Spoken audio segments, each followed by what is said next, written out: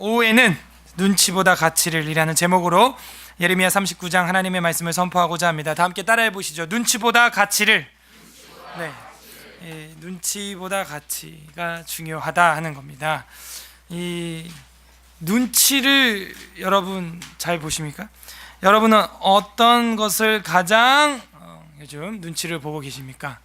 어떤 걸 눈치 보고 계세요? 어떤 이야기만 나오면, 어떤 사람만 만나면 눈치를 제일 많이 보고 계십니까? 자녀들도 자신이 주도적으로 공부나 놀이를 하게 되면은 잘하고 신나고 즐겁게 하지만 부모님에게 많이 훈계를 당하고 너무 많이 이렇게 혼이 나다 보면 그 훈계를 당한 나머지 부모님의 눈치를 보다가 자신의 그 본 실력을 효과적으로 나타내지 못하고 성취하지 못할 뿐만 아니라 재미도 없고 기쁘지도 않고 즐겁지도 않은 그렇게 시간만 쭈삣쭈삣 때우는 모습을 많이 보게 됩니다. 자녀 양육을 해보신 분들이 겪는 일 중에 하나죠. 아이를 너무 주눅들게 혼내지 말아야겠다. 이 말은 틀린 말이 아닙니다. 실제 그렇습니다. 너무 혼내키면 애가 눈치 보느라고 아무것도 못해요. 그냥 뭐 얼음이야 얼음. 이거라면 이렇게 하다 혼날 것 같고 저거라면 저렇게 하다 혼날 것 같으니까 아무것도 못하는 거예요. 즐겁지도 않고 기쁘지도 않습니다. 오늘 시드기야를 오전부터 지금 계속 보고 있는데요, 이 시드기야는 계속해서 하나님의 가치를 보지 못하고 사람의 눈치를 보다가 그 눈이 빠져요. 이제 눈이 빠지면 이제는 눈치 볼 일은 없겠죠. 그래서 오늘 본문에도 하나님의 가치를 보고 판단하지 못하고 눈치만 보다가 한평생 마감하는 시드기야의 모습이 본문에 나타나고 말아요. 시드기야만 망하면 좋겠는데 이 왕 덕분에 예루살렘이 완벽히 파괴가 되고 예루살렘의 사람들이 전부 포로로 잡혀가고 그 중에 이제 예레미야만 석방이 되고요.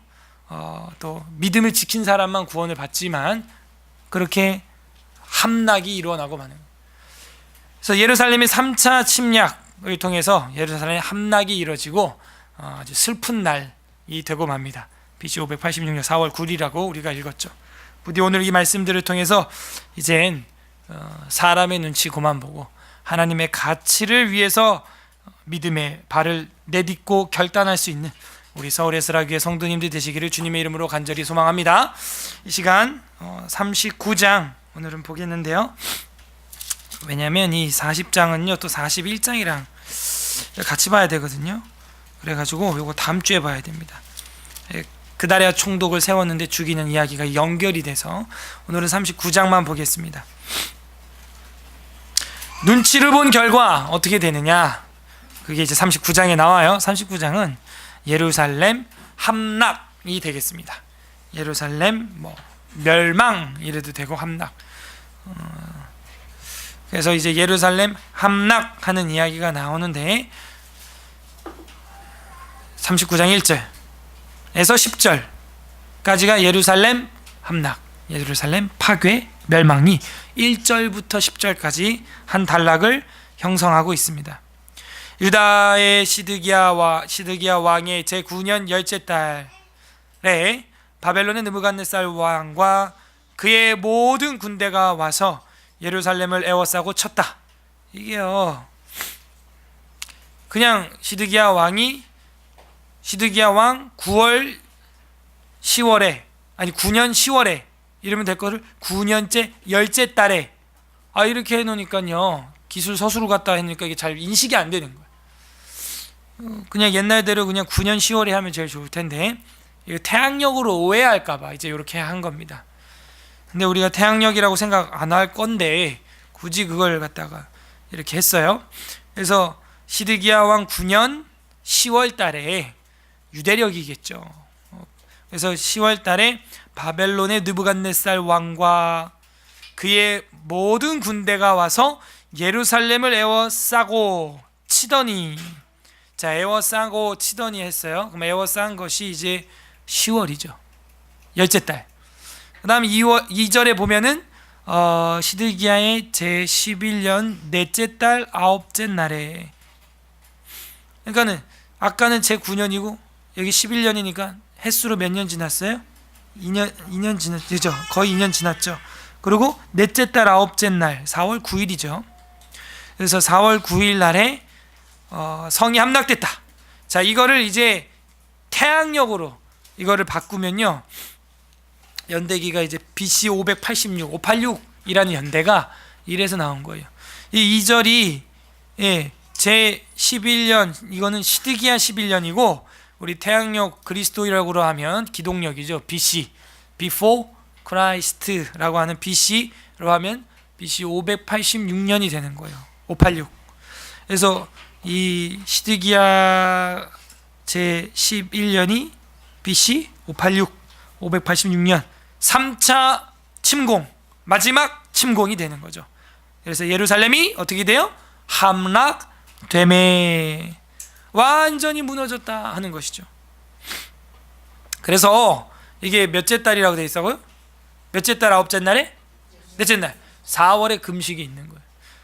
10월에 금식이 있고 4월에 금식이 있고 7월에 금식이 있고. 그런데 그런 것들은 사실 유대 3대 절기에 없는 그런 금식들인데요. 유대 3대 절기 뭐예요? 앞자만 따서 유무초, 유칠조, 유무초 했는데, 그 말고 지금 다른 금식이 생긴 건 이런 연휴입니다. 이런 함락일을 기념해서 애통하는 금식일, 그리고 성전이 더러워져서 애통하는 금식일, 자, 그런 것들이 다른 금식일들이 된 것이죠. 3절, 바벨론의 왕의 모든 고관이 나타나 중문에 앉으니 네르갈 사레셀과, 이 이름도 참 어렵죠. 느부갓네살 하는 것도 그렇고, 느부갓네살, 이거 네부카스네살 2세 하는 거, 네르갈 사레셀 하는 것도, 아까 우리 세준이는 네르갈 사라살 뭐 그러고 사레살 그러던데 어려워요 발음이. 네르갈 사레셀, 셀과 삼갈레부와 네시장 살스기미니 네르갈 사레살 아까 그러더라고. 살이 아니라 셀. 아, 이름도 어렵다 진짜. 이것이 우리랑 무슨 상관이 있느냐. 망했으면 망한 거지. 그냥 뭐 궁중장관이 바벨론의 왕의 나머지 고관들도 있더라. 그래서 이런 게 진짜 참 놀라운 게요, 봐봐요. 이게 옛날 동화나 무협지다, 그럼 이런 내용 있을까요, 없을까요? 없습니다. 삼국지나 무협지 봐요. 뭐 그냥 누가 뭐 어떻게 했고 누가 어떻게 했고 이렇게 끝나지. 누가 뭐로 있을 때 누가 뭐였는데 그 누구는 누구였고, 뭐 그 관계를 이렇게 조직을 다 이야기하는 그런 거 없거든요.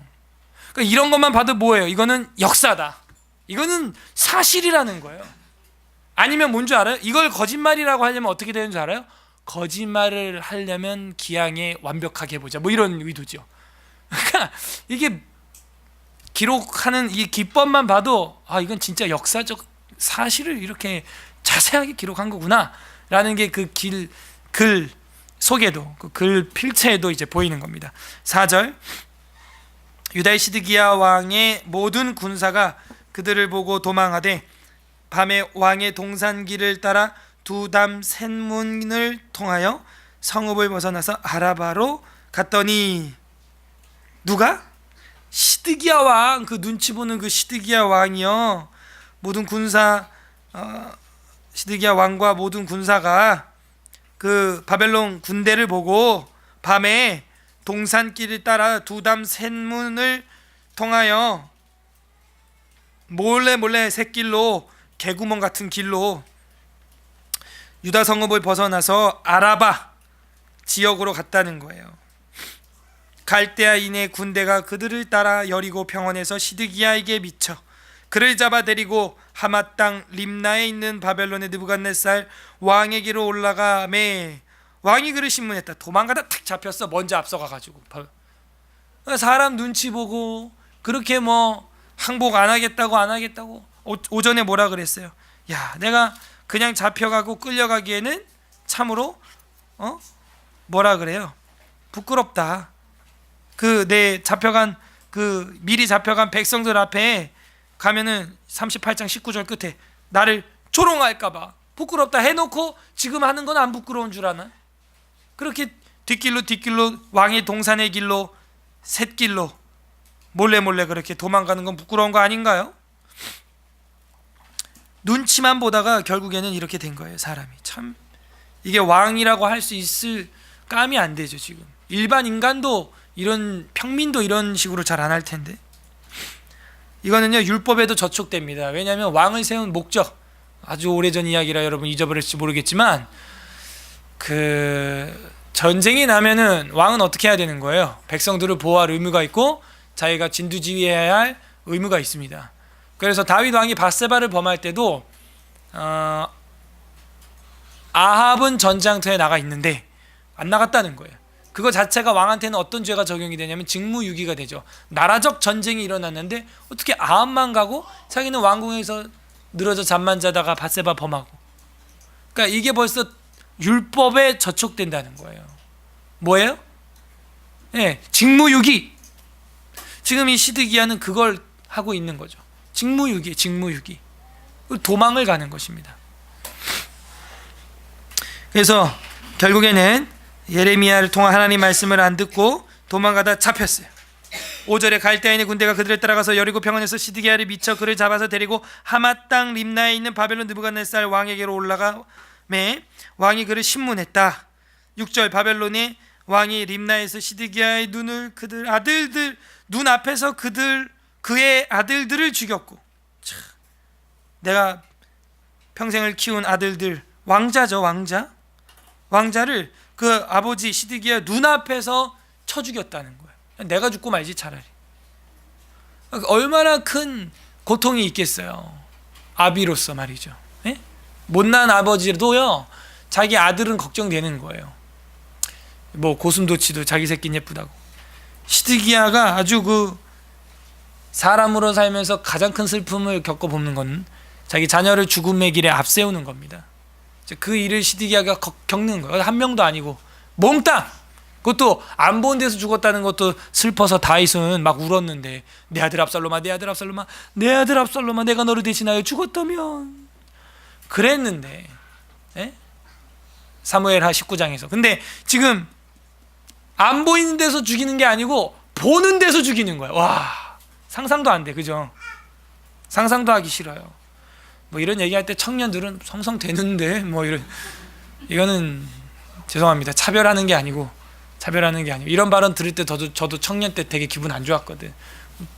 그러니까 애를 낳고 이제 키워 보니까는 그래요. 그 청년 때는 잘 이해가 안 갔던 게 이게 막 몇 배가 이상 이제 죄송합니다. 자꾸 눈을 마주치게 돼서 그 느껴집니다. 모든 청년들. 예, 그래요. 그래서 상상도 안 돼요. 진짜 이거는 하기도 싫은 그런 장면입니다. 내 자녀를 내 눈앞에서 죽인다.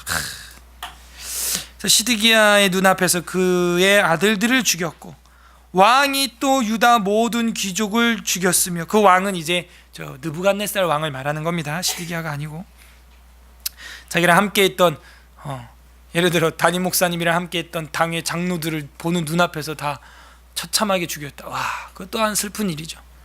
함께 했던 고관들, 귀족들을 죽였으며. 7절 왕이 또 시드기야의 눈을 빼게 하고, 다 봤지? 하고 빼는 거야 이제. 그래서 이 눈을 빼게 하고 바벨론으로 옮기려고 쇠사슬로 결박해서 끌고 갔다는 거예요. 두 가지가 지금 나왔죠. 눈 빼고 쇠사슬로 결박해서 끌고 갔다. 이 눈 뺐다는 게 두 가지 학설이 있는데, 하나는 이제 돌로 뾰족하게 탁 깨가지고 그냥 눈을 뜨겁게 달궈서 뚫었다 하는 그런 게 있고, 어떤 거는 그냥 창으로 그냥 쏙 빼버렸다 이제 하는 게 있어요. 둘 다 무섭습니다. 예. 무슨 학설이 중요한 게 아니고 둘 다 무서워요. 참 사람이 눈 빠졌다고 죽는 게 아닌가 봐요. 예. 끔찍하죠. 애들도 놀래잖아 지금. 뭐 교회에서 이런 말을 하냐 막 이러면서. 애긴데 난. 그래서 이제 써 있어요. 눈을 빼게 하고 바벨론으로 옮겨서 쇠사슬로. 자, 여기서 바벨론까지의 거리는 자, 끌고 갔다 그랬으니까 최소 6개월이에요. 이거는 말에 실어서 간 것도 모셔간 것도 아니고 끌고 갔다. 쇠사슬로 결박하여서 갔다. 그러면요 이게 보행으로 하면 6개월 더 걸려요. 근데 이제 뭐 쇠사슬로 묶어가지고 뭐 대충 뭐 마차에 뭐 감옥마차 같은데 포장마차 같은데 이제 실어갖고 끌고 갔다든지. 그래도 6개월 걸릴걸요. 예. 걸어갔으면 더 걸렸을 겁니다. 근데 앞이 안 보인다니까요. 앞이 안 보이면 안 보이는 상태에서 흐흐흐 이러고 끌려갔다. 여기 부딪히고 저기 부딪히고. 예. 굉장히 힘들었겠죠. 그래서 결국 죽어요. 8절 갈대아인의 왕궁과 백성의 집을 불사르고 예루살렘 성벽은 헐어버렸다. 분명 오전에 성벽 헐지 않을 수 있다고 하나님이 그랬어요. 그죠? 너가 말만 잘 들으면 그 성벽 헐어지지 않을 거다, 무너지지 않을 거다, 이렇게 예레미야가 얘기를 했는데 결국에는 눈치를 보다가 하나님 가치를 버리고 성벽은 헐어지는 쪽으로 가게 되었다는 것이죠. 듣고 싶은 얘기를 듣는 거예요. 들어야 될 얘기를 안 듣고. 9절에 사령관 느부사라단이 성중에 남아있는 백성과 자기에게 항복한 자와 그 외에 남은 백성을 잡아 바벨론으로 옮겼다. 자, 이 사령관은 역시 바벨론 쪽 사령관을 말하는 겁니다. 10절 사령관 느부사라단이 아무 소유가 없는 빈민을 유다 땅에 남겨두고 그날의 포도원과 밭을 그들에게 줬다. 왜냐하면 이 땅을 썩히면 안 되니까 누구에게 줬냐면 거기에서 능력 없는 빈민들, 소위 말해서 이제 먹고 살 길 없는 사람들, 거지들한테 야 이거 너희들이 대충 농사짓고 대충 먹고 살고 있어 하면 거지들한테는, 가난한 자들한테는 그나마도 완전 감사하거든요. 그러니까 이제 그 땅이 완전 그냥 그런 빈민촌이 되는 거예요. 그리고 거기 있는 유다 민족들은 다 끌어가고 죽이고 했다는 것입니다. 여기까지 10절까지가 예루살렘의 파괴와 함락이에요. 눈치만 보던 시드기야는 어떻게 됐어요? 결국에는 자기 눈으로 아들과 자기와 평생 함께했던 고관들, 귀족들이 죽는 꼴을 보고 그 눈을 빼게 된 거예요. 이제는 눈치는 안 봐도 되겠죠. 하나님의 가치를 버리고 사람 눈치만 따라가다가 결국에는 하나님이요 그 눈도 빼버리는 거예요. 우리가요 하나님 가치 말고 다른 거를 따라가다가 하나님께서 그거마저 가져가 버리는 수가 있어요. 선물을 너무 중요시 여기고 선물을 주신 분을 보지 못하면 그 선물을 가져가요. 겸손해야 되는 것입니다. 요즘에 저한테 하나님이 마음에 많이 주는 게 그런 것 같아요. 겸손해라. 어제도 아버지랑 이야기를 하니까 늘 하는 얘기예요. 일이 잘 될 때 겸손해라. 늘 겸손해라. 그래서 저는 겸손해야 되는 게 거의 보통 계시가 엄지발가락으로 옵니다. 그래서 전에도 제가 너무 스트레스 받고 근심할 때 사라를 통해서 엄지발가락, 오른쪽 엄지발가락 2번 찍었다 그랬죠? 그날. 그리고 또 최근에는 또 말씀드렸는데 제가 소풍 가서 축구하다가 광희 형제가 축구 선수인 줄도 모르고 그 축구 학교를 나왔거든요, 중국에서. 그래서 그것도 모르고 까불다가 제가 그 발을 한번 꽉 찼는데 제가 신은 신발이 거의 샌들이었거든요. 근데 그 선수 발 딱 치니까 쇠인가 쇠. 그냥 발이 아니야 쇠야. 그래갖고 지금 병원 가봐야 돼요. 지금 되게 심각해요. 자, 오른쪽 팔목 이거 한 것처럼 지금 오른쪽 발가락이 거의 그 정도 수준으로 염좌가 됐습니다. 그래갖고 엄지발가락이 좌우로 안 움직이면 죽을라 그래요. 제가 이렇게는 되는데 이렇게 하면은 으악 고함을 지릅니다. 보통 저희 집에 가면 저희 집에 제 발 주물러주는 서비스하는 자매가 한 분 계세요. 근데 그분이 주무르다 제가 깜짝 놀랐어요. 막 식은땀이 쫙 나는 거예요. 너무 아파가지고. 그런데 그걸 슬기 형제가 한번 농구하다 또 밟았어. 나 진짜 말도 못하겠고 얘도 열심히 농구한답시고 하는 거였는데 너무 아팠고. 그러고 있는데 제 목사 안수식 날 성도들 많이 와가지고 그 또 먹으러 식당을 갔는데 얘들이 뒷마당에서 뭐 닭이랑 토끼를 보겠다고 막 거기서 애기들이 막 그 닭이랑 토끼 보고 있는 거예요. 그래갖고 제가 얘들아 이제 가야 된다 하고 가려 그러는데 그 식당이랑 그 마당 나가는데 턱이 엄청 높아요. 그게 엄지발가락이 그 턱에 빡 또 부딪힌 거예요. 막 하늘이 막 하얘지는 거예요. 보통 계시가 엄지발가락으로 온다는 얘기는 이런 농담 반 진담 반인데 제가 그날 아무튼 돌아오면서 그랬어요. 아무튼 내가 오늘 목사 안수 받았는데 교만하지 말자, 이제 겸손하자. 왜냐하면 저는 그날 바로 시무 목사가 됐거든요. 또 그러니까 다른 동기들이나 이렇게 같이 목사 안수식 본 사람들 계시면 거의 제 아버지 뻘들이거든요. 근데 교회도 없고 그래서 겸손해야겠다. 그런 생각을 이제 많이 하게 됐습니다. 근데 이 시드기야는 여러 가지 사인을 줌에도 불구하고 전혀 정신을 차리지 않는 거예요. 작은 거 하나에도 저희는요 조금 민감해야 돼요. 하나님 앞에서 내 옷깃을 여미고 행보도 조심해야 하는 그런 겸손의 자세, 그런 것들을 하나님이 우리에게는 원하십니다. 왜냐? 교만은 결국 패망의 선봉이고 거만은 넘어짐의 앞잡이가 되기 때문이죠. 결국에는 시드기야 가문만 멸절당한 게 아니고 예루살렘 전체가 함락당하는 이런 역사를 쓰게 된 거죠. 11절부터 14절까지는 그런 와중에도 예루살렘은 함락돼 있는데 예레미야는 석방이 되는 거예요. 그런 와중에도 하나님이 은혜 베풀 자에게 은혜 베풀고 하나님이 벌할 자를 벌하신다. 우리가 이것도 교리 시간에 공부했죠. 자비를 베풀 만한 자에게 자비를 베푸시고 벌할 사람을 벌하셨다. 이런 말씀들을 우리가 공부했습니다. 그래서 11절에서 14절에는 예레미야의 석방이 나옵니다. 11절, 바벨론의 느부갓네살 왕이 예레미야에 대하여 사령관 느부사라단에게 명령하여 이르되 그를 데려다가 선대하고 해하지 말며 그가 내게 말하는 대로 행하라 라고 바벨론 왕이 얘기했어요. 아니 유다 시드기야 본 국가 선지자 말 안 들었는데, 아니 자기 국가 선지자, 자기 국가 왕, 그러니까 선지자의 나라의 왕도 듣지 않았는데 선지자 나라의 적국되는 바벨론 왕은 예레미야의 말을 어떻게 해서든 들으라고 사령관에게까지 지시를 했다는 거야. 자기가 듣는 건 고사하고 사령관에게까지도 지시를 했다는 얘기죠. 적국의 왕이었지만 그 나라 신이 우리식으로 하면 신통방통하다 이거예요. 뭔지 모르지만 그 나라 신이 예언한 대로 다 된다 지금. 그래서 그 얘기를 하는 거예요. 그래서 그를 데려다가 선대하고 12절에 해하지 말며 그가 내게 말한 대로 행하라. 13절, 이에 사령관 느부사라단과 내시장 느부사스반과 궁중 장관 네르갈사레셀과 바벨론 왕의 모든 장관이 사람을 보내어 예레미야를 감옥들에서, 시위대들이죠, 감옥들에서 데리고 사반의 손자 아이감의 아들 그다랴에게 넘겨서 그를 집에서 데려가게 하매 그가 백성 가운데 사니라. 어떻게? 살게 되었다는 거예요. 분명 이것도 예언을 앞에서 우리가 많이 공부했습니다. 네가 이를 행하면 살리라, 이렇게 하면 너희가 생명을 얻으리라, 복을 얻으리라, 살리라, 이런 말이 계속 반복됐었는데 의인한 사람 예레미야만 살게 되었다는 것이죠. 예레미야만 살게 됐어요. 뭘 보여주는 거예요? 예언은 이루어지는 것입니다. 옛날 우리 축구할 때 꿈은 이루어진다. 꿈이 아니고요. 따라하세요. 예언은, 말씀은 이루어진다. 이루어진다는 걸 정확히 보여주고 있어요.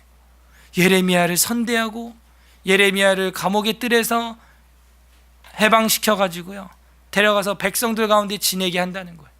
본국 왕은 진창에 처박고 요나단 집에 가둬두고 그렇게 힘들게 했는데 이방 나라 바벨론 느부갓네살 왕은요 오히려 예레미야를 석방시키고 선대하라고 공포를 하고 사령관에게 지시를 내리고, 참 너무 다르죠. 그래서 결국에는 로마서에도 보면 표면적 유대인인 본자식들에게 은혜가 가지 않고 이면적 유대인인 이방인들에게 더 은혜가 끼쳐지고 있다 하는 이야기가 신약에도 나오죠. 누가 하나님의 가족입니까? 예수님 뭐라 그래? 저기 밖에 니네 엄마랑 그 오라비 그 동생들이랑 다 누이들 와 있다. 예수님이 아니라 내 어미야 누이가 아니다. 내 어미야 누이가 누구냐? 내 말을 행하는 그들이 내 가족이다. 이런 얘기를 하는 거예요. 유다 민족 이스라엘은 이름만 유다고 이스라엘이었지 하나님과 가족된 적이 없던 것이죠. 자, 마지막 15절에서 18절은 에벤멜렉의 구원에 관하여 나옵니다. 에벤멜렉 누구예요? 그렇죠. 오전에 봤잖아요. 이 구스 사람 에벤멜렉 진창에서 꺼내주라고 옷을 밧줄처럼 묶어서 겨드랑이에 대라, 뭐 당겨라, 30명 당겨라 해가지고 꺼내줬죠. 15절, 예레미야가 감옥들에 갇혔을 때 여호와의 말이 있음이 그에게 임하니라. 이르시되 너희는 가서 구스인 에벤멜렉에게 말하기를 만군의 여호와 이스라엘의 하나님의 말씀에 내가 이 성에 재난을 내리고 복을 내리지 아니하리라 한 나의 말이 그 날에 내 눈앞에 이루리라. 여호와의 말씀이니라. 내가 그날에 너를 구원하리니 네가 그 두려워하는 사람들의 손에 넘겨지지 아니하리라. 18절, 내가 반드시 너를 구원할 것인즉 할 때 이 너가 에벤멜렉이에요. 지금 너를 구원할 것인즉 네가 칼에 죽지 아니하고 네가 노략물을 같이 내 목숨을 얻을 것이니 이는 네가 나를 뭐 했음이라? 믿었음이라 여호와의 말씀이니라 하시더라. 자, 이 구스 사람 에벤멜렉이지만요, 예레미야와 똑같이 구원을 해주시는 거예요. 구스 사람이에요. 유태인도 아니에요. 이방인, 그것도 구스 사람이에요. 그런데 하나님께서는 나를 믿었기 때문에 너를 구원할 것인즉 이렇게 말씀하고 있는 것이죠. 결국에는 뭐가 이겨요? 믿음이 이기는, 믿음이. 우리 기독교의 핵심 아니겠어요? 믿음이라고 하는 것. 하나님을 신뢰하냐 못하냐, 이거 굉장히 중요한 거예요. 제가 그 바이블 스쿨, 홈스쿨 그거 할 때도 제가 부모들한테 교육을 하는 게 뭐냐면, 바이블로, 성경으로 교육을 하면 아이들이 변화되고 하나님의 은혜를 맛보고 그렇게 거룩한 자녀가 될 줄로 우리가 믿느냐. 부모가 믿으면 하면 돼. 근데 잘 모르겠고 자신도 없고 모르겠어, 그럼 하면 안 돼요. 부모가 믿음이 없는데 어떻게 그런 식으로 기독교 교육을 해서 아이가 잘 될 거라고 확신하십니까? 그 믿음 없으면 하면 안 됩니다. 저는 확신이 있어요. 우리 아이들 저는 그래요. 일단 학교 안 보내도 이 아이들이 믿음 안에, 말씀 안에 잘 자라면은 하나님을 섬기면서 또 생활하면서 먼저 그 나라와 그 일을 구하고 그 다음 것들은 그 다음에 구하면서 그렇게 살아갈 걸로 저는 좀 그냥 확신이 있습니다. 막연한 그런 게 아니고 그냥 확신이 있어요. 그래서 그런 확신 속에서, 믿음 속에서 가는 거예요. 왜? 그건 하나님을 향한 확신이고 하나님을 향한 믿음이에요. 하나님을 향한 그런 믿음이 있으면 뭐가 내려온다고요? 은혜가 내려와요. 자녀 교육 내 맘대로 안 돼요. 그러니까 하나님 의지해야 돼요. 어차피 공이나 사나 공교육이나 사교육이나 똑같은 거 아닙니까? 하나님 의지해야 되는 거예요. 내 맘대로 됩니까? 안 되죠. 그래서 그 아이를 믿음으로 잘 키우려면 하나님 의지해야 되고, 그러면 어떻게 된다고요? 은혜로 키운다. 은혜로. 그 아이를 은혜로 키우게 되면요, 부모에게 뭐가 임하냐? 지혜가 임해요. 하나님의 은혜가 임하면 지혜가 임해요. 그래서 그 지혜롭게 아이를 다루는 게 이게 부모의 돌봄이 되는 거예요. 지혜가 문제죠. 지식이 문제가 아니죠. 지금 이 에벤멜렉도 하나님을 향한 확신이 있었어요.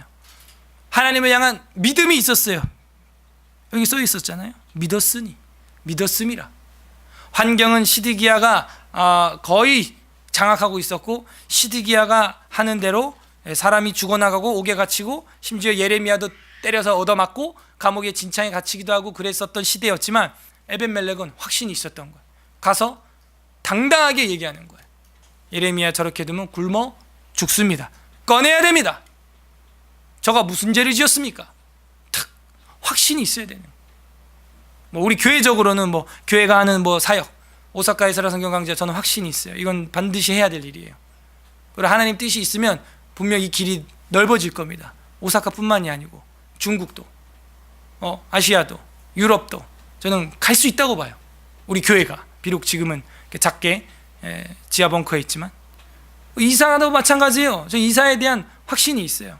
회의를 하고 기도를 하고 결정이 되었고 가는 길에 있어서 좀 난관도 있습니다. 사실은 그 인테리어 하는 데 있어서 좀 비용이 많이 모자라요.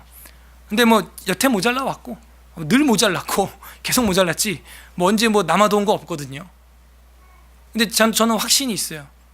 이거는 하나님이 이끌어 가시는 거기 때문에 된다. 내가 걱정해봐야 엄지발가락도 찍힐 뿐이고, 기도하면서 같은 마음, 한 마음, 같은 뜻을 품고 주를 섬겨라. 다만 다툼이나 허영으로 하지 말고, 그렇게 우리가 나간다면은 빌립보 서신에 나온 것처럼 기쁨으로 이 일을 해낼 수가 있다는 것이죠. 그게 뭐예요? 믿었음이라. 믿음이에요. 믿음. 확신이죠. 하나님을 향한 믿음. 어디 근데 그게 쉽게 믿어집니까? 돈이 1,200만 원 모자르면 뭐 믿어지겠는데 그 정도가 아니거든요 지금.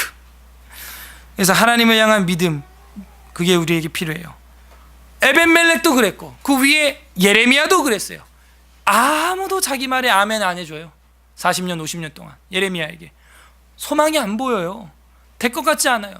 여태껏 어떻게 했어요? 이게 이제 마무리인데, 이제 예레미야 마무리장 아닙니까? 39장이 기도하면 하나님이 뭐라 그랬어요? 예레미야 우리 1장부터 쫙 봐왔잖아. 뭐 하지 말래? 하나님이 기도하지 말라. 이 백성을 위하여 기도하지 말라. 이 백성을 위하여 내가 용서하기를 그쳤다. 이 백성에게 용서하는 것도 지치고 넌더리가 났다. 염증이 나노라. 15장 6절에 지치고 넌더리가 난다. 그리고 그럼 말씀을 좀 전파해서 목회를 좀 하려 그러면 사람들이 들어요 안 들어요? 안 들어요. 기록을 해서 왕에게 읽혔더니 어떻게 해요? 다 찢어버려. 불태워버려. 그냥 막 1%의 소망도 안 보이는 것 같아요. 그러나 예레미야는 여호와 하나님에 대한 믿음이 있었는 줄로 믿습니다. 믿었음이라. 그래서 아까 뭐래요? 예레미야 너는 석방되고 구원되고 마을에서 사람들과 여전히 살아가게 되는 거죠. 오전에 얘기했잖아요. 제일 먼저 죽었어야 될 사람 아니에요? 예레미야? 그렇게 얻어터지고 너무 맞아가지고 무서워서 왕한테 청탁까지 했잖아. 예레미야도. 제발 뭐라 그랬어요? 요나단의 집에는 보내지 마세요. 내가 거기 갔다 죽을까 두렵습니다. 진짜 너무 맞아가지고. 죽어도 사실 시드기야보다 예레미야가 먼저 죽었어야죠. 근데 그렇지 않았다는 거예요. 하나님 방식은. 에벤멜렉 왕한테 어디 도전해? 그것도 외국인이. 그 바로 그냥 처단할 수 있거든요. 하지만 그렇게 안 됐어요. 이거는 보이지 않는 세계를 볼 줄 알아야 돼요. 듣지 못한 음성을 듣고 남들이 보지 못한 걸 볼 줄 알아야 되는데, 제가 볼 땐 여기 기록은 안 돼 있지만 영적 세계에 있어서는 여기서는 분명히 엘리와 엘리사와 함께했던 불말과 불병거가 예레미야하고 에벤멜렉에게 함께했다고 봐야 돼요. 천군 천사가 이들을 지키지 않는 이상 어떻게 그 강한 바벨론 군대와 유다 시드기야 그 잔인한 군대 사이에서 이 두 명이 살아날 수 있겠어요? 하나님의 불말과 불병거가 지켜준 줄로 믿습니다. 이게 눈치가 아니고 하나님의 가치를 볼 줄 아는 사람의 안목이라는 거예요. 안목. 그래서 듣는 귀, 깨닫는 마음, 보는 눈, 이 세 가지를 위하여 우리가 늘 기도하는 것처럼 이 세 가지가 중요한 거예요. 남들이 보지 못한 걸 볼 줄 알아야 되고, 남들이 듣지 못한 음성을 어떤 현상 속에서 드러낼 줄 알아야 됩니다. 그래서 이 마지막 장이요, 마지막 장은 아니지만 스토리상 제가 마지막이라고 오전에 말씀드렸어요. 39장이 예레미야의 마지막 이야기고, 이 뒤에는 이제 총독 세움과 열방의 나라에 대한 심판 이야기로 50장까지 가고 이제 끝납니다. 결국에 마지막 엔딩이 어떻게 돼요? 예레미야와 에벤멜렉의 구원으로 탁 이야기가 끝나는 거예요. 와, 결국에는요 그 신앙을 끝까지 지켰던 그 한 사람, 유대인과 이방인 딱 2명, 뭐 더한다면 바룩도 있겠죠. 그렇게 구원받는, 보호받는 이야기가 나오고 예레미야가 끝이 나게 되는 것입니다. 이게 오늘날 우리한테 뭘 보여줄까요? 정리를 해보세요. 우리한테 뭘 보여주는 것 같아요? 세상 사람 다 세상의 파도에 휩싸여서 따라간다고 해도 우리만큼은 따라가면 안 된다는 거예요. 참 경건이란 고아와 객과 과부를 돌아보고 세상에 물들이지 아니하는 것이 참 경건이니라. 야고보서 1장에 나와 있죠. 그것처럼 우리도 세상 다 그렇게 하니까 그렇게 따라가자가 아니고 다르게 가야 되는 거예요. 다르게. 최근에 한 걸 한다면 여러분 자꾸 기록을 하셔야 돼요. 기록을. 펜을 들으세요. 종이를 사세요. 저도 다이어리 자꾸 쓴다니까요. 사가지고 일부러 속지 바꿀 수 있는 다이어리 해갖고 이제 하려 그래요. 이게 스마트폰에 자꾸 입력을 했는데 스케줄이나 이런 것도 이제 거기다 안 하고 자꾸 일부러 쓰려고 합니다. 남들이 볼 때 너무 좀 아날로그죠. 옛날 방식이죠. 근데 그게 맞다고요. 성경도 쓰는 게 맞아요. 이걸로 이렇게 보는 게 아니고요. 성경도 밑줄을 치고 쓰고 외우고 이게 맞는 거예요. 그렇게 하지 않고는요 머릿속에 남아있질 않아요. 이것들이. 우리가 세상 눈치를 보지 말고요, 하나님 가치가 그렇다 그러면 삶의 작은 것까지도 이렇게 바꿔야 되는 것입니다. 39장은 그렇게 정리가 돼요. 가치를 따라가지 않고 눈치를 따라갔던 시드기야는 결국 더 먼저 세상을 떠나게 된 것입니다. 신약 성경에도 보면 그런 장면들이 나와요. 예수님께서 요한복음 5장 29절에 요한복음 5장 29절 관련 구절 우리 보고 이제 정리하고 기도하겠습니다. 관련 구절 5장 29절 요한복음 5장 29절 다 같이 펼쳐보시고요. 같이 읽겠습니다. 요한복음 5장 29절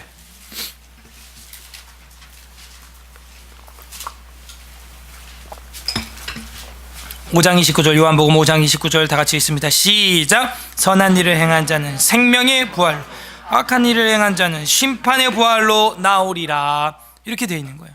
결국 하나님 앞에서 가치를 따라간 사람은 생명의 가치로, 사람 눈치 본 자들은요 하나님의 심판의 가치로 나오게 된다는 것이죠.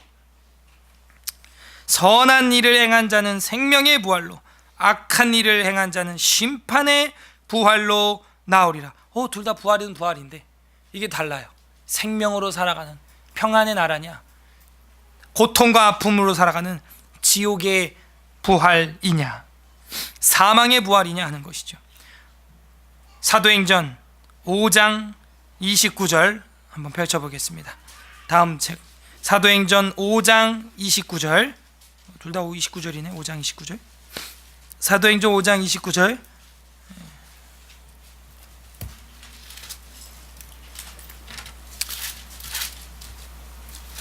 195페이지 사도행전 5장 29절 다 같이 읽겠습니다. 시작. 베드로와 사도들이 대답하여 이르되 사람보다 하나님께 순종하는 것이 사람보다 하나님께 순종하는 것이 마땅하니라. 이게 지금 어떤 문맥 속에서 나온 거냐면 똑같아요. 예레미야처럼 베드로와 요한이 말씀을 전하다 감옥에 갇히게 됐어요. 감옥에 갇히게 되었습니다. 신문을 받고 고통을 받고 그런 상황 속에서 주의 천사가 와서 감옥을 열어줬어요. 그게 이제 17, 18, 19, 20절의 이야기예요. 그래서 19절에 보니까 위에 주의 사자가 밤에 옥문을 열어 끌어내어 이르되 가서 성전에 서서 이 생명의 말씀을 다 백성에게 말하라. 생명의 말씀이라는 얘기가 여기 나온 겁니다. 생명의 말씀을 다 백성에게 말하라 하매 그들이 듣고 새벽에 성전에 들어가서 가르쳤다. 새벽부터. 그러니까는 이 사람들은 세상에 감당하지 못하는 사람인데 베드로와 요한을 이제 이야기하는 겁니다. 예레미야랑 똑같죠? 감옥에 갇혔어도 풀려났었어도 생명의 말씀을 전하는 일에 최선을 다한 거예요. 그리고 나서 공회에 끌려가서 신문을 받는 장면 중에 이 말을 한 거예요. 지금 27절에 보면은 그들을 끌어다가 공회 앞에 세우니 대제사장이 물어 이르되 우리가 이 이름으로 사람을 가르치지 말라고 언급하였을 때 너희가 너희 가르침을 예루살렘에 가득하게 하니 이 사람의 피를 우리에게로 돌리고자 함이로다. 그러니까 베드로와 사도들이 대답하여 이르되 사람보다 하나님께 순종하는 것이 마땅하니라. 이렇게 말을 한 거죠. 그래서 우리도 이렇게 말할 줄 알아야 돼요. 사람보다 하나님께 순종하는 게 맞습니다. 눈치보다 하나님의 가치를 보고 움직이는 게 맞습니다. 갈라디아서 1장 10절 보겠습니다. 갈라디아서 1장 10절 302페이지 302페이지 갈라디아서 1장 2절 다 함께 읽겠습니다. 갈라디아서 1장 10절 302페이지 시작. 내가 사람들에게 좋게 하랴 하나님께 좋게 하랴 사람들의 기쁨을 구하랴 내가 지금까지 사람들의 기쁨을 구하였다며 그리스도의 종이 아니니라. 베드로뿐만이 아니고 사도 바울도 마찬가지. 내가 사람들을 좋게 하랴 하나님께 좋게 하랴 사람을 기쁘게 할까? 내가 사람을 기쁘게 했으면 그리스도의 종이 아니지. 사람의 눈치 봤으면 하나님의 종이 아니지. 그런 이야기를 사도 바울도 곳곳에서 하고 있습니다. 마지막으로 요한계시록 13장 15절 보겠습니다. 마지막으로 요한계시록 13장 15절 보시면요, 여러분에게 이제 이건 진짜 해당되는 이야기인데 여러분이 아니라면 여러분 후손에게 직접적으로 해당되는 적용입니다. 요한계시록 13장 15절에서 17절을 보게 되면은 말세에 일어날 징조에 대해서 이제 이야기해주고 있는데 기독교 핍박이 점점 강해질 겁니다. 종교다원주의가 될 것이고 절대주의라고 하는 기독교를 편협한 집단으로 몰아서 사회 활동을 아예 못하게 만드는 그런 시대가 도래하게 되죠. 그래서 요한계시록 13장 15절에 보면은 그 권세를 받아서 그 짐승의 우상에게 생기를 주어 그 짐승의 우상으로 말하게 하고, 그 짐승의 우상이라고 하는 것은 세계 지도자인데 누군지 모르겠지만 권력자입니다. 네로와 같은 어떤 권력자를 말하는 거예요. 그래서 그 짐승에게 말하게 하고, 15절 그가 권세를 받아 그 짐승의 우상에게 생기를 줘 그 짐승으로 말하게 하고, 또 짐승의 우상에게 경배하지 아니하는 자는 몇이든지 다 죽이게 하더라. 자, 여러분은 우상에게 경배해요, 안 해요? 안 해? 바로 죽어 그냥. 자, 그런 시대가 도래합니다. 16절 그가 모든 자 곧 작은 자나 큰 자나 부자나 가난한 자나 자유인이나 종들에게, 지금 우리말로 하면 뭐예요? 뭐 계약직이나 사장이나 부자나 뭐 가난한 자나 자유한 자나 종들이나 그 모든 사람에게 그 오른손에나 이마에 표를 받게 한답니다. 이 표가 뭔지는 모르겠지만 오른손하고 이마에 뭔가 표를 할 시대가 오면 우리는 이 말씀을 떠올리면 되겠죠. 17절 누구든지 이 표를 가진 자 외에는 뭘 못해요? 거기 밑줄 매매를 못하게 하니 이 표는 곧 짐승의 이름이나 그 이름의 숫자래요. 자, 어느 시대가 되면 우리 손과 이마에 우리가 상거래를 하고 매매를 하는 일에 필요한 표시, 사인, 영어로는 뭐 그게 뭔지 모르겠어요. 칩이 될 수도 있겠고 뭐 어떤 전자기기가 될 수도 있고 신용카드에 들어가는 어떤 조그만한 뭐 칩이나 뭐 바코드나 뭐 이런 게 될 수도 있겠죠. 개인 아이디가 될 수 있겠죠. 그런데 누구든지 이 표를 가진 자 외에는 매매를 하지 못한다는 거예요. 근데 이 표를 누가 받냐 하면은 배도하고 배신하고 기독교를 버리면 이 표를 준다는 거예요.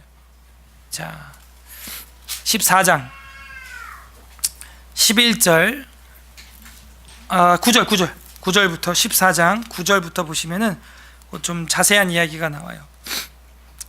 또 다른 천사 곧 셋째가 그 뒤를 따라서 큰 음성으로 이르되 만일 누구든지 짐승과 그의 우상에게 경배하고 이마에나 손에 표를 받으면, 그죠? 두 가지죠. 우상에게 경배하고 9절 끝에 우상에게 경배하고 이마에나 손에 표를 받으면 그도 하나님의 진노의 포도주를 마시리니 그 진노의 잔에 섞인 것이 없이 부은 순도가 높은 진짜 진노라는 거예요. 거룩한 천사들 앞과 어린 양 앞에서 불과 유황으로 고난을 받으리니 그 고난의 연기가 세세토록 올라가리로다. 시드기야는 거기 지금 들어가 있겠죠. 짐승과 그의 우상에게 경배하고 그의 이름의 표를 받는 자, 이 두 개가 같이 따라다녀요. 우상에게 경배해야 이 표를 받을 수 있어. 누구든지 밤낮 쉼을 얻지 못하리라. 고통당한다는 거예요. 하더라. 성도의 인내가 여기 있나니 그들은 하나님의 계명과 예수에 대한 믿음을 지키는 자니라. 뭘 지키는 자? 에벤멜렉처럼 믿었음이니라. 그러니까 믿음을 지키는 자야 되는데 성도에 뭐가 있대요? 성도의 인내.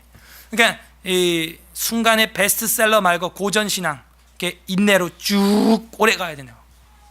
그러지 않고 순간 먹고 살 길 때문에 매매해야 되니까 그걸 따라갔다. 그러면 그 사람은 진노의 포도주를 먹게 되는 거예요. 왜? 사람의 눈치를 보니까. 사람의 눈치를 보고 매매를 해야 되고 내 처자식들 먹여 살려야 되고, 지금 뭐 그래 나 마음으로 믿으면 됐지 뭐, 나 마음으로 하나님 믿고 예수님 구주를 믿는단 말이야. 그냥 입으로만 그냥 배도하고 그냥 마음으로는 그냥 믿자. 과연 그렇게 될까요? 표까지 받았는데. 그래서 그걸로 이제 매매를 하게 되는 사람들은요, 눈치를 본 거예요. 하나님의 가치를 봐야 돼. 하나님의 가치를 보는 사람 누구예요? 그 우상에게 경배도 하지 않고 배도도 하지 않고 표도 받지 않는 자입니다. 그리고 그걸 성도의 인내라 그래요. 왜 인내가 필요할까요? 매매가 안 되니까 인내해야 되는 거예요. 그러면 어떻게 해요? 텃밭을 빨리 하라고. 빨리 문중 땅 없나 살펴보라고요. 조상 땅 찾기 뭐 이런 거.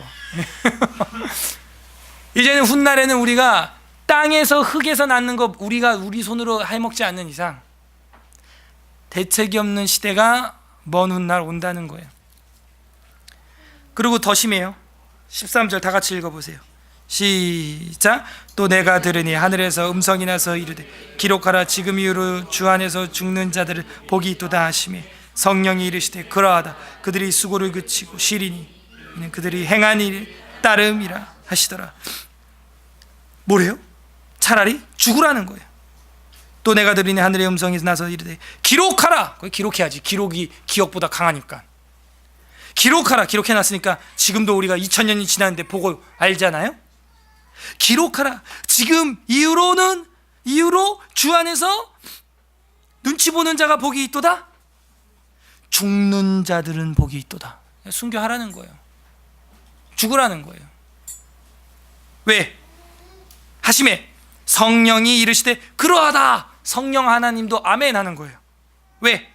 그들이 수고를 그치고 이제 쉴 때가 됐다는 얘기예요. 자, 이런 현상이 나타날 때 되면 바로 이제 예수님 이 땅에 오신다는 겁니다. 세상 역사 끝난다는 얘기예요. 이제 영화 끝날 때 다 됐는데 그 끝을 안 보고 그렇게 나가면 어떡해요? 이제 다 게임 끝날 때 됐는데 마지막에 포기하면 어떡합니까? 그 얘기예요. 차라리 그거 받지 말고 인내해서 죽어 그냥. 성령님도 아멘. 왜? 그 시대 딱 지나면 바로 이제 심판. 주님 오신다 이거예요. 그리고 쉬는 천국이 열린다는 건데요. 이는 그들이 행한 일을 따름이라. 그리고 바로 14절에 예리한 낫을 가졌더라 나오잖아요. 14절 끝에. 낫은 언제 쓰는 거예요? 추수할 때. 그럼 끝난 거예요. 그러니까 여러분이 이제 깨어 있는 겁니다. 여러분이 이제 세상 종말이 어떻게 오는지 대충 보여요. 이제 이런 배도와 표를 받게 해서 매매를 강요하고 종교 다원화가 점점점 심해지면요, 이제 끝났구나. 주님이 추수할 때가 다 돼가는 역사가 됐구나. 알고 어떻게 해요? 차라리 그 표 받지 말고 우리 그냥 다 시골로 가자 한다든지 아니면 인내하자 한다든지 이제 그렇게 살아야 되는 시대가 온다는 것입니다. 웨스트민스터 신앙고백서 제33장 최후의 심판에도 이런 이야기가 나와요.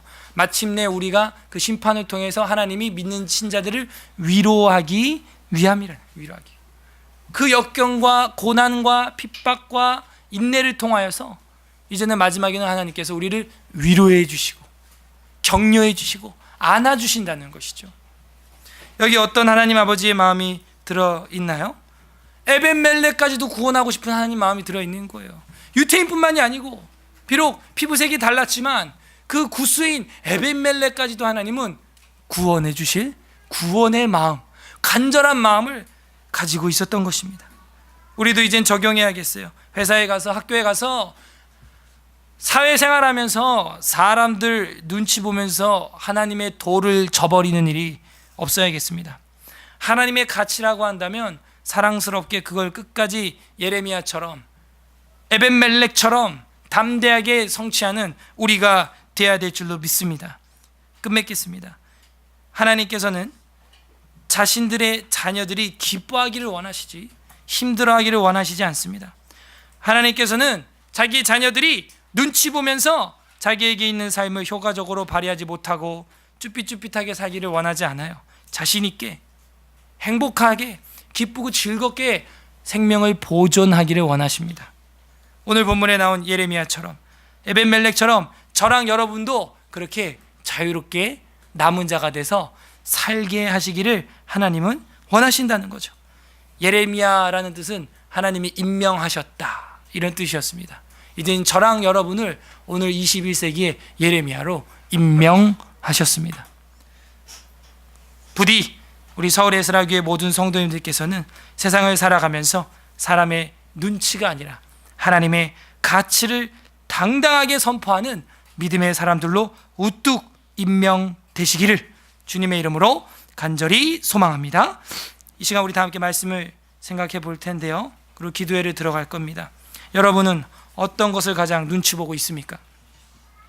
이 시간 우리가 회개할 것은 하나님의 것을 먼저 손으로 잡지 못하고 세상의 것들의 눈치를 보고 세상 것들을 먼저 잡았고 하나님의 것을 뒷전으로 놨던 우리의 믿음 없음, 에벤멜렉도 믿었음이니라라고 말했고 성도의 인내가 여기 있다고 말씀하시면서 믿음을 지키는 자들에게는 하나님께서 은혜를 주신다고 했는데 우리는 하나님을 그렇게 믿지 못하고 눈앞에 보이는 가공할 만한 문제들 앞에서 맥없이 세상의 손을 잡아버리는, 위급할 때 본색이 나온다던데 우리의 신앙이 본색이 세상으로 손이 나가버리는 그런 현상들 하나님 용서하여 주시옵소서.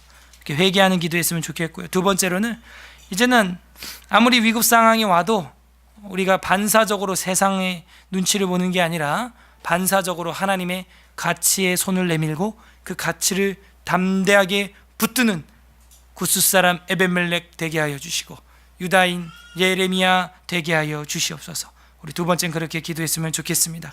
그리고 여러분 지금 현재 삶 속에서 불가능해 보이는 것들, 정말 인간의 생각으로는 정말 어려워 보이는 것들이 있습니까? 그걸 가지고 하나님 앞에 기도하실 때 그 방식을 세상 눈치 방식으로 하지 마시고 하나님 방식으로 하는 게 어떤 것인지 지혜를 구하는 그런 기도도 올려드렸으면 좋겠습니다. 우리 다 함께 말씀을 생각하시면서 성령님께서 깨닫게 하시는 대로 함께 기도하도록 하겠습니다. 기도하겠습니다. 하나님 아버지 감사드립니다. 세상의 눈치를 보고 하나님의 가치를